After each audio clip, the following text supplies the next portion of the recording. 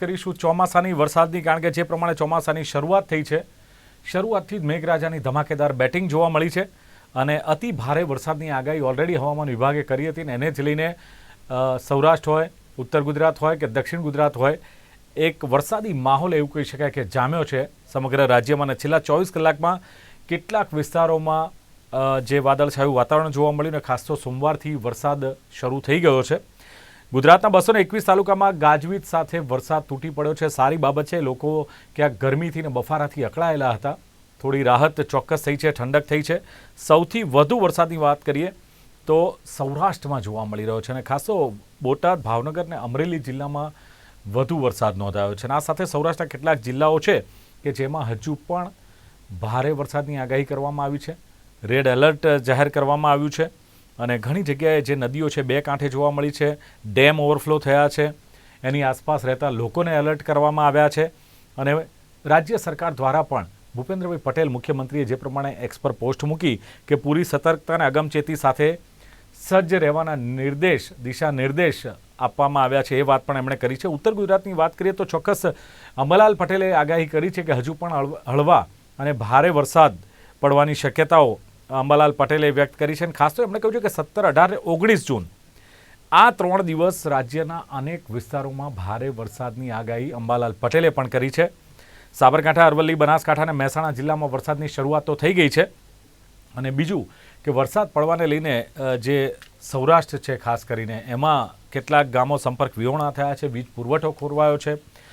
હવે જે આ ચોમાસાનો પ્રચંડ પ્રારંભ થયો છે, શું ખરેખર ચોમાસું વિધિવત બેસી ગયું છે કે હજુ પણ ચોમાસું ક્યાંક વિરામ લેશે? શરૂઆત થવાની બાકી છે. ગુજરાતમાં ચોમાસું લેટ છે, સમયસર છે? ખેડૂતોએ જે વાવણી કરી છે એમના માટે કેવું છે ચોમાસું? આ તમામ મુદ્દે ચોમાસાનો પ્રચંડ પ્રારંભ થયો છે એના મુદ્દે ચર્ચા કરવી છે. અને ચર્ચા કરવા માટે મારી સાથે જોડાયા છે જે કાર્ટોગ્રાફર છે ગુજરાત યુનિवर्सिटी એવા डॉक्टर अजय दास મારી સાથે જોડાયા છે. डॉक्टर अजय दास, स्वागत है आपका लोकमंच में.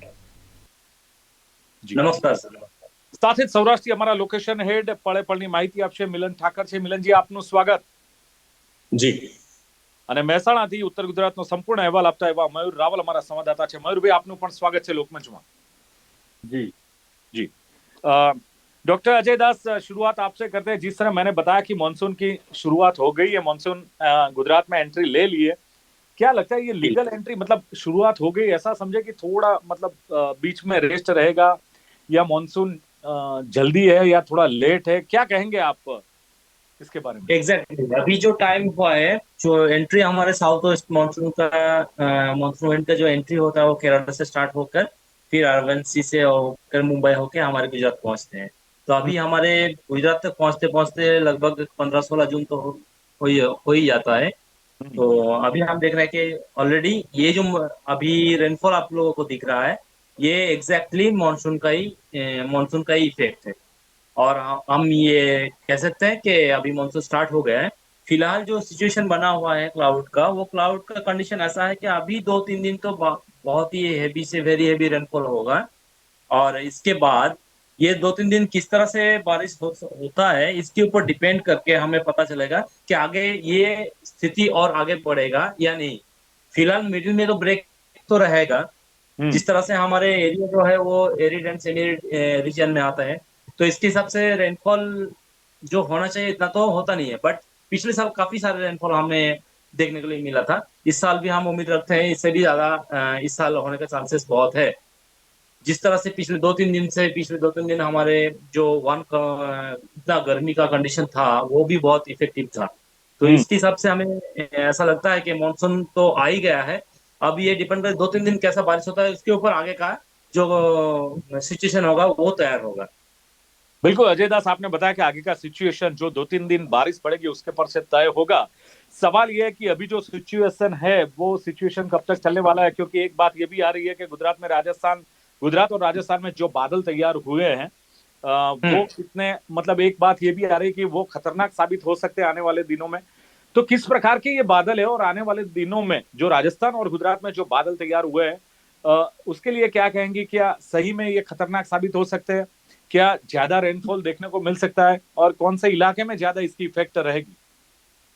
जी देखिए, जो सिचुएशन अभी क्रिएट हुआ है, अभी का अगर करंट सैटेलाइट इमेजरी आप देखेंगे तो वहाँ पे क्लाउड का जो कंडीशन है, वो सेंट्रल गुजरात में अभी पूरा छाया हुआ है। एक और दूसरी ओर नॉर्थ वेस्टर्न पार्ट जो है इंडिया का, नॉर्थ वेस्टर्न पार्ट में वहाँ पे एक लो प्रेशर का जोन क्रिएट हुआ है। तो ये लो प्रेशर जोन क्रिएट होने की वजह से जो राजस्थान स्टेट में जो क्लाउड चल रहा है, जो दिल्ली की साइड से जो बारिश हो रहा है, वो क्लाउड अभी राजस्थान क्रॉस करके धीरे-धीरे गुजरात की तरफ आगे बढ़ रहा है। क्योंकि जो पश्चिम के साइड में है, पश्चिम के साइड में जो लो प्रेशर जोन है, वो अट्रैक्ट कर रहा है उस वाटर वेपर को वाटर वेपर्स को। तो इसके हिसाब से अगर देखा जाए कि जो सेंट्रल गुजरात में जो क्लाउड कंडीशन जो जमा हुआ है, वो और वो जो नॉर्दर्न पार्ट में जहाँ पे जयपुर से होकर ये बादल इस तरफ से रिसीव कर रहा है, नीचे की तरफ, गुजरात की तरफ आ रहा है, तो वो दोनों बादल अगर एक साथ इकट्ठा हो जाता है, आज रात के बारिश के बाद ये पता चलेगा कंडीशन का कि क्या सिचुएशन बन सकता है। अगर रात पार हो गया, सुबह देखा गया कि ये दोनों बहुत ही नजदीक आ गए, तो मेहसाना के जो सराउंडिंग एरिया है और उदयपुर का जो सराउंडिंग एरिया है, वहां पे काफी भारी बरसात होने का चांसेस बहुत है। અચ્છા, મયુરભાઈ, મહેસાણાની વાત આવી, ખાસ તો આમ જોઈએ તો ઉત્તર ગુજરાતમાં પણ હળવાથી ભારે વરસાદ પડવાની અંબાલાલ પટેલે આગાહી કરી છે. અને આમ જોઈએ તો સાબરકાંઠા, અરવલ્લી, બનાસકાંઠા, મહેસાણા જિલ્લામાં પણ વરસાદ વરસ્યો છે. અને જે પ્રમાણે અજય દાસે કહ્યું એમ કે આવનારા 2-3 દિવસ ખાસ કરીને ઉત્તર ગુજરાત, મહેસાણાની આસપાસના ઇલાકામાં ભારે વરસાદની શક્યતા છે જ. અને શું લાગે છે અત્યારે સિચ્યુએશન શું છે ઉત્તર ગુજરાતની, ખાસ કરીને મહેસાણાની, અને કયા પ્રકારની સ્થિતિ વરસાદને લઈને જોવા મળે છે? જી ગઈકાલે સવાર બાદ વાતાવરણમાં જે છે ધીરે ધીરે પલટો આવ્યો ને તે દરમિયાન તમામ જિલ્લામાં વાદળછાયું વાતાવરણ રહ્યું. પરંતુ ત્યારબાદ બપોર બાદ જયારે વાતાવરણ જે છે અચાનક પલટ્યું અને ભારે વરસાદ જે છે એ શરૂ થયો અને મહેસાણા જિલ્લાના તમામ જે 10 તાલુકા છે તદ ઉપરાંત પાટણ, બનાસકાંઠા, સાબરકાંઠા, અરવલ્લી સહિતના લગભગ 22 થી વધુ તાલુકાઓમાં વરસાદ નોંધાયો છે. મહેસાણા જિલ્લાના તમામ 10 તાલુકામાં વરસાદ નોંધાયો છે. અને જો આજની જો વાત કરીએ તો આજે પણ મહેસાણા જિલ્લામાં છૂટોછવાયો વરસાદ પડ્યો છે. એની સાથે ઉત્તર ગુજરાતમાં પણ છૂટોછવાયો વરસાદ પડ્યો છે. તો કડીમાં 1/2 ઇંચ કરતા પણ વધુ વરસાદ જે છે એ હાલમાં જે છે ખાબક્યો છે. આમ જે ચોમાસાના વાતાવરણની વાત કરીએ તો ચોમાસું બેસી ગયું હોય એ પ્રકારની સ્થિતિ ચોક્કસ સર્જાઈ છે. અને ક્યાંક ખેડૂતોમાં કહેવાય કે ખુશી છે, તો બીજી તરફ લોકોને પણ જે ગરમીમાં ભારે ઉકળાટ ને જે ગરમી લાગતી હતી તેમાં રાહત પ્રાપ્ત થઈ છે. બિલકુલ મયુર, ખેડૂતોમાં ખુશી છે, ગરમીથી રાહત મળી છે, પરંતુ કહેવાય છે ને કે તંત્ર દ્વારા પણ આગોતરું આયોજન કરવામાં આવે છે, પ્રી મોન્સૂન કામગીરી કરવામાં આવે છે. મહેસાણા અને આસપાસના વિસ્તારોમાં પાણી ભરાવાની સમસ્યા આપણે દર વર્ષે તમારા થ્રુ રિપોર્ટિંગ કરીને તમે બતાવતા હો છો કયા પ્રકારની હાલાકી ભોગવવામાં આવે છે.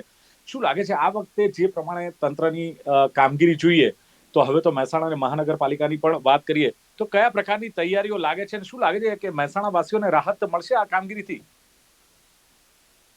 જી મહેસાણા જિલ્લાની વાત હોય કે ઉત્તર ગુજરાતની કે ગુજરાતની પ્રી મોન્સૂન પ્લાનિંગની વાત હંમેશા સરકારી સિસ્ટમને કાગળ ઉપર જ રહેતી હોય છે. એ જ સ્થિતિ જે છે એ મહેસાણા જિલ્લામાં પણ જોવા મળી છે. અને તેમાં પણ જે જરૂરી વિકાસ માટેના જે કામો કહેવાય ઓવરબ્રિજ, અને ઓવરબ્રિજના બદલે અંડરબ્રિજનું પ્રમાણ જે છે મહેસાણા જિલ્લામાં સવિશેષ બન્યું છે. તેમાં મહેસાણા શહેર અને કડી શહેરમાં જે અંડરપાસનું પ્રમાણ જે છે ખૂબ જ મોટા પ્રમાણમાં છે. અને તેના કારણે એક સામાન્ય 1/2 ઇંચ કે 1 ઇંચ જેટલો વરસાદ પણ પડે તો આ તમામ અંડરપાસ જે છે પાણીમાં ગરકાવ થઈ જાય છે અને જીવના જોખમ પણ લોકોના સર્જાય છે. થોડા સમય પહેલા જયારે કમોસમી વરસાદ જયારે પડ્યો કડીમાં અને તેમાં એક કાર ચાલક અંડરપાસમાં ફસાયો અને મોતને ભેટ્યો. આમ જે પ્રી મોન્સૂન પ્લાનિંગની તો વાત ઠીક છે, પરંતુ આગોતરું જયારે ડેવલપમેન્ટનું કામ હોય તેમાં પણ તંત્ર દ્વારા કોઈ ચોક્કસ વિચાર કરવામાં આવતો નથી, કોઈ ચોક્કસ પ્લાનિંગ કરવામાં આવતું નથી. ફક્ત ને ફક્ત જે આડેધડ કહી શકાય એ પ્રકારના કામોના કારણે લોકોના જીવ જે છે જોખમમાં મુકાય છે. અને એમાં ચોમાસામાં જે છે વિશેષ જોવા મળી રહ્યું છે. બિલકુલ. વાત કરીએ લોકેશન હેડ મિલન ઠાકર આપની સાથે, તો ખાસ જે પ્રમાણે એમ કહે કે આ પ્રચંડ જે શરૂઆત છે ચોમાસાનો પ્રચંડ પ્રારંભ સૌરાષ્ટ્રને ક્યાંક ટાર્ગેટ કર્યો એવું લાગે છે. જે પ્રમાણે તમામ ગુજરાતના વિસ્તારોની વાત કરીએ તો એમાં પણ ખાસ કરીને કેટલાક જિલ્લાઓમાં તો હજુ પણ ભારે વરસાદની આગાહી છે, રેડ એલર્ટ જાહેર કરવામાં આવ્યું છે. ત્યારે શું લાગે છે બોટાદ, ભાવનગર ને અમરેલીમાં જે સૌથી વધુ વરસાદ નોંધાયો છે, મિલન કયા પ્રકારની સ્થિતિ ખાસ કરીને જોવા મળે છે? દિલીપ, આપે કહ્યું પ્રથમ જ કે પ્રચંડ પ્રારંભ, આવો જ કંઈક પ્રારંભ છે એ આ વખતે સૌરાષ્ટ્રની અંદર મેઘરાજાએ કર્યો છે. અત્યારની જ વાત કરીશ, કદાચ જવલ્લે જ જોવા મળતી હોય એ પ્રકારનો ઘટનાક્રમ છે એ આ વખતે જોવા મળી રહ્યું છે. પ્રથમ વરસાદે શેત્રુંજી ડેમ કે જે સૌરાષ્ટ્રનો સૌથી મોટો જે જળાશયો પૈકીનો એક જળાશય છે તે છલોછલ થઈ જાય છે. તેમના તમામે તમામ 57 દરવાજા 2 ફૂટ જેટલા ખોલવા પડે છે. નીચાણવાળા વિસ્તારોના લોકોને જે સાવચેત કરવા પડે છે. આ બધું ક્યાંક ને ક્યાંક ચોમાસું મધ્યમાં જતું હોય છે ત્યારે થતું હોય છે, પરંતુ પ્રથમ વરસાદે પહેલા જ રાઉન્ડની અંદર જે કહી શકાય કે શેત્રુંજી ડેમ ભરાવો એ ચોક્કસ પ્રચંડ પ્રારંભનો જ એક અંદેશો કહી શકાય છે. જો વાત કરીએ સૌરાષ્ટ્રની, તો સૌરાષ્ટ્રમાં જે પ્રકારે વરસાદ પડ્યો છે, ખાસ કરીને બોટાદ, અમરેલી જિલ્લો, ભાવનગર જિલ્લા જળબંબાકારની સ્થિતિમાં છે. રેસ્ક્યુ કરવું પડે છે. વિચાર તો કરો કે બોટાદ જિલ્લાને, અમરેલી જિલ્લા અને ભાવનગર જિલ્લામાં કુલ મળીને 120 જેટલા લોકોનું રેસ્ક્યુ કરવું પડે છે. પ્રથમ જ વરસાદની અંદર રેસ્ક્યુ કરવું પડે છે. અમરેલી જિલ્લામાંથી 80 લોકોને રેસ્ક્યુ કરવામાં આવ્યા, બોટાદમાંથી 40 લોકોને રેસ્ક્યુ કરવામાં આવ્યા છે. ભાવનગર, અમરેલી કુલ મળીને 109 જેટલા લોકોનું રેસ્ક્યુ કરવામાં આવે છે. અત્યાર સુધીની જો વાત કરીએ તો પ્રથમ વરસાદે ચોમાસાના પ્રારંભે જ 134 જેટલા રાજ્યની અંદર માર્ગ અત્યારે બંધ હાલતમાં છે. બંધ કરવા પડે એ પ્રકારની ફરજ છે, જેમાં 10 તો સ્ટેટ હાઈવેનો સમાવેશ થાય છે કે જેમની ઉપર સ્ટેટ હાઈવે છે કે જેમની ઉપર રસ્તા ઉપર અત્યારે પાણી ફરી વળ્યા છે. કોઈ કારણોસર વાહન વ્યવહારને બંધ કરવો પડે. આ ઉપરાંત પંચાયત હસ્તકના લગભગ 95 જેટલા માર્ગો છે, તેમજ એક નેશનલ હાઈવે છે, તેમને બંધ કરવામાં આવ્યો છે. સૌથી મહત્વની વાત આપને જણાવી દઈશ કે રાજ્ય સરકારે એલર્ટ મોડ ઉપર આવવું પડે છે. મુખ્યમંત્રીએ તાત્કાલિક આજે ગાંધીનગરમાં બેઠક કરવી પડે છે, કારણ કે હજુ પણ આગામી 23 તારીખ આમ જો તો કહેવામાં આવે છે કે 23 તારીખ સુધી, તેમાં પણ જે 19 તારીખ સુધી તો ભારે વરસાદની આગાહી છે સૌરાષ્ટ્ર અને ગુજરાતમાં જે પ્રકારે. તો આ બધી પરિસ્થિતિને જોતા ચોક્કસ કહી શકાય કે ચોમાસાનો પ્રારંભ प्रचंड છે. बिल्कुल। अजय दास जी, चौमासा मतलब जो मानसून की बात करें, बहुत ज्यादा बारिश अभी तो फिलहाल सौराष्ट्र की बात हमारे लोकेशन हेड ने बताई। क्या लगता है अभी जो आगाही अंबालाल पटेल ने की है कि 17, 18, 19 जून को ज्यादा से ज्यादा बारिश होगी? मिलन भाई ने बताया कि 23 तारीख तक एक ऐसा भी अनुमान है कि भारी बारिश हो सकती है। तो क्या लगता है ये जो आगाही करने जा रहे हैं, मतलब हुई है, अंबालाल पटेल ने भी की है और हवामान विभाग ने भी की है, क्या लगता है कि आने वाले दिनों में क्या परिस्थिति गुजरात की हो सकती है और कौन से खास इलाकों में इसकी इफेक्ट देखने को मिलेगी? देखिए, मैंने जो रिपोर्ट मैंने आईएमडी का देखा, आईएमडी का रिपोर्ट में भी यही उन्होंने बताया है कि जो 17 आज की रात और 18 कल की पूरे दिन एंड पूरी रात, ये 2 दिन तो भारी से भारी, अति भारी बारिश का चांसेस तो है, होना ही है, इतना तो है ही, क्योंकि सौराष्ट्र रीजन में ऑलरेडी चल रहा है और ऊपर से सामने से नीचे की तरफ मैदान की साइड में वो नॉर्दर्न क्लाउड मास भी नीचे की तरफ आ रहा है। तो सौराष्ट्र रीजन में तो चल ही रहा है, ये तो है। 17-18 तो खतरा ऑलरेडी है। 18-19 तारीख तक ये एक्सटेंड हो सकता है। 19 अगर ये आज और कल 2 दिन भारी से भारी बरसात होगा तो 18-19 तक एक्सटेंड हो जाएगा। अब अगर 19 को भी भारी होता है, क्योंकि वेदर कंडीशन जो होता है वो हर घंटे में बदल जाता है, तो अगर 18 तक हेवी बारिश होता है सौराष्ट्र रीजन में, तो वो धीरे धीरे जो साउथ वेस्ट मानसून का वायु प्रवाह है वो धीरे धीरे नॉर्दर्न की तरफ उसको प्रेस करेगा। तो अगर वो उधर से पास करता है तो धीरे धीरे वो आगे महसाना की तरफ भी जाएगा। तो उत्तर गुजरात और सेंट्रल गुजरात दोनों इफेक्ट होने का चांसेस बहुत ही है। खास करके अभी 17-18 के लिए तो सौराष्ट्र रीजन एंड जो अहमदाबाद के सराउंडिंग एरिया और महसाना और उधर से ऊपर से आ रहा है छोटे उदयपुर का एरिया, ये सारे जगह हाई अलर्ट मोड पे रहना चाहिए। बिल्कुल। पर अजय दास जी, एक बात जो राजस्थान की है, लो प्रेशर जो क्रिएट राजस्थान में जो हुआ है वो देखने को मिलता है। क्या लगता है कि वही अफरा तफरी, ये जो लो प्रेशर क्रिएट हुआ है वही अफरा तफरी मचाएगा और कब तक ये लो प्रेशर रहेगा, इसकी इफेक्ट रहेगी? देखिए, ये डिपेंड करता है कि हमें अगर वेस्ट पोर्शन को देखें तो जो सऊदी अरबिया का जो पोर्शन है वहां पे हीट बहुत ही ज्यादा है। वहां पे टेम्परेचर ज्यादा होने की वजह से तापमान इतना ज्यादा है कि जिसकी वजह से इस एरिया में वो लो प्रेशर जोन क्रिएट हुआ है। अब लो प्रेशर जोन जो डेवलप हुआ है वो जहां तक ये अगर बारिश 3 दिन तक स्थायी हो जाता है तो वो दोनों इंटरेक्शन करके धीरे धीरे स्टिमुलाइज करके नॉर्मलाइज हो जाएगा। धीरे धीरे 3-4 दिन में नॉर्मलाइज हो सकता है। अगर इस तरह से कंडीशन नहीं बना और ये लो प्रेशर बेल्ट और भी स्प्रेड हो गया, देन ये बादल जो है और भी गहरा बन सकता है और ये 5-6 दिन तक खींच सकता है, इतना प्रॉब्लम क्रिएट कर सकता है। तो ये डिपेंड करता है कि 2 दिन कितना बारिश होता है। 2 दिन अगर बहुत ज्यादा बारिश होगा तो वो लो प्रेशर में अट्रैक्ट करेगा, लो प्रेशर अट्रैक्ट करेगा तो दोनों ये तीनों जोन मिलके एक बहुत बड़ा जोन क्रिएट करेंगे, जो क्लाउड मस जो तैयार होगा वो बहुत बड़ा रह जाएगा और उसके हिसाब से वहां पे जो रेनफॉल का स्टेबिलिटी है वो धीरे धीरे बढ़ जाएगा। 3 दिन से लेकर वो 5 दिन तक भी एक्सटेंड हो सकता है। चलो बिल्कुल, माना कि लो प्रेशर क्रिएट हो गया, 5 दिन तक एक्सटेंड भी हुआ, तो फिर सवाल ये होता है कि बाद में कितने दिनों में ये क्लियर होगा ये वेदर, और आने वाले जो दिन है उसमें स्टेबल रहेगा या बाद में थोड़ा क्लियर देखने को मिलेगा, अजय दास? क्लियर देखने को मिलेगा आपको। अगर नॉर्मल अगर 2 दिन बारिश हो तो 2 दिन भारी बारिश हो गया और लो प्रेशर धीरे धीरे रिड्यूस हो गया, वो जोन शिफ्ट करके अगर सऊदी अरब की तरफ चले गए, पाकिस्तान क्रॉस करके उस साइड में चले गए, तो फिर तो आप देखिए कि 4 दिन से आपको वेदर पूरा क्लियर होना शुरू हो जाएगा। इवन आपको अगर इधर सेंट्रल गुजरात का और ये नॉर्दर्न गुजरात का अगर क्लाउड दोनों एक साथ मैचिंग नहीं होता है, इकट्ठा नहीं होता है, तो भी आपको ये 19-20 तारीख को तो आपको क्लियर स्काई देखने के लिए मिल सकता है। बिल्कुल। अच्छा, आपका मॉनिटरिंग क्या कह रहा है कि जिस तरह से ये बारिश अभी शुरुआत हुई है और जिस तरह से वेदर आगे आगे जो बढ़ रहा है, किसानों के लिए खास कैसा रहेगा ये वेदर, मानसून, बारिश, और किसानों को खास करके कौन सी तकेदारी रखनी चाहिए, क्या लगता है?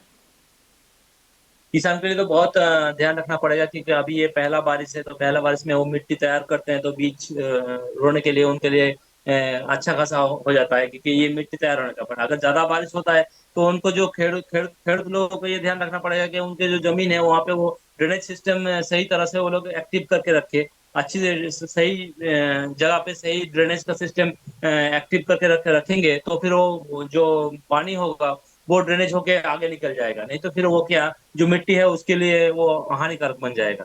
अगर पानी वहां पे रहेगा तो मिट्टी अच्छी तरह से बन नहीं पाएगा खेडूतों के लिए, तो वो ड्रेनेज का लाइन उनको अच्छी तरह से क्लियर करके रखना पड़ेगा। अच्छा, હવે મયુર, સવાલ એ થાય છે કે જે ઉત્તર ગુજરાતની વાત કરીએ તો હજુ એટલો વરસાદ નથી વરસ્યો. મને લાગે છે કે ખેડૂતોએ જેમણે વાવણી કરી હશે એમના માટે બહુ જ ઉપયોગી આ વરસાદ અત્યારે તો સાબિત થતો હશે. પણ માની લો કે આવનારા દિવસોમાં જે પ્રમાણે હવામાન વિભાગે આગાહી કરી છે, મયુર, જે પ્રમાણે અંબાલાલ પટેલે આગાહી કરી છે, અને માની લો 3-4 દિવસ ભારે વરસાદ થાય, તો ખેડૂતોની શું સ્થિતિ, ને અત્યારે ખેતરોમાં કયા પ્રકારની સ્થિતિ છે કે જેને લઈને આવનારા દિવસોમાં ખેડૂતોને આ વરસાદ ઉપયોગી થશે કે નુકસાન કરતા સાબિત થાય એવું લાગે છે? જે પ્રમાણે વરસાદની આગાહી છે અને બીજી તરફ ઉત્તર ગુજરાતમાં વરસાદની પેટર્ન જે છે એ જોતા જે ઉત્તર ગુજરાતમાં વરસાદ જે છે લગભગ આપણે રથયાત્રાની અષાઢ માસમાં એટલે કે શરૂ થતો હોય છે, અને ત્યારે જ ઉત્તર ગુજરાતના ખેડૂતો અમી ઠાકરણા જેને કહેતા હોય છે.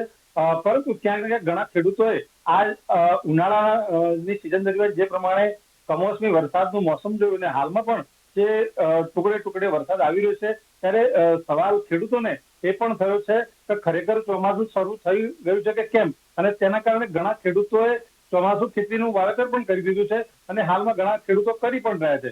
પરંતુ જે પ્રમાણે આપે કહ્યું એ પ્રમાણે જો વરસાદ મુશળધાર પડે તો જે વાવણી થઈ ચૂકી છે તેને નુકસાન થવાની શક્યતાઓ રહેલી છે, કારણ કે ખેતરોમાં પાણી ભરાય અને પૂરતા પ્રમાણમાં પાક જે છે એ ઉભો ના થયો હોય અને તેના કારણે નુકસાન થઈ શકે છે. તો બીજી તરફ જે ખેડૂતોએ વાવણી નથી કરી, જો વરસાદ મુશળધાર પડે અને વરસાદ સારો પડે તો જે મોડી ખેતી કરવા વાળા ખેડૂતો જે છે તેમને ફાયદો પણ થઈ શકે છે. બિલકુલ. એટલે હવે સવાલ મિલન એ રહે છે કે જે પ્રમાણે મયુરે કહ્યું તેમ કે જો વરસાદ ઓછો પડે છે અત્યારે તો વાવણીના ખેડૂતોને ફાયદો થાય છે, અને જો વરસાદ અત્યારે જ મુશળધાર થાય છે તો વાવણી કરેલા ખેડૂતોને નુકસાન જાય છે, અને જો હવે પછી વાવણી કરવાની છે તો એનો તો ફાયદો છે જ. સૌરાષ્ટ્રની વાત કરીએ તો મોટા ભાગે એવું જોવા મળ્યું કે અત્યારે જે શરૂઆત થઈ છે વરસાદની, એમાં ક્યાંક ઘર તૂટ્યા છે, ક્યાંક ઘર વખરી તણાઈ ગઈ છે, ક્યાંક ઢોર ઢાંખર પણ તણાઈ ગયા છે, મૃત્યુ પામ્યા છે, એવા પણ સમાચાર આવી રહ્યા છે.